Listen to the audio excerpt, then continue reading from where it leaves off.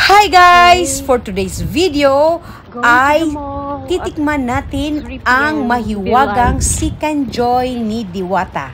Dahil balita namin ay umabot na rin dito sa Saudi Arabia ang Chicken Joy ni Diwata.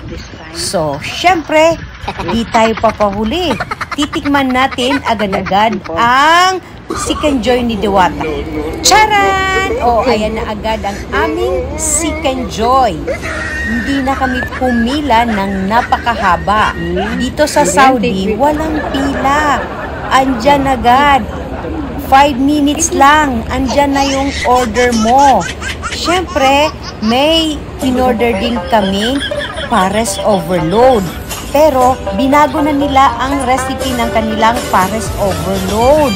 Para na siyang spaghetti ang lasa.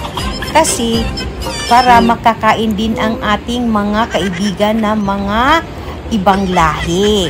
So, hindi lang siya para pang Filipino. Kaya iniba nila ang recipe. O, ayan na guys. Meron din silang rice. Merong Chicken Joy at saka yung kanilang pares overload. Diba? Kayo guys, kayo nang hubusga kung masarap ba talaga itong pares overload ni Diwata dito sa Saudi Arabia. Sa mga nakatikim ng mga OFW dyan, ano ang review ninyo sa kanyang Chicken Joy? Para sa akin, masarap siya, mura, and kayang-kaya sa bulsa. Kaya siya pag may sahod. Pero pag wala kaming sahod, syempre hindi namin kaya. Okay guys, yun lang.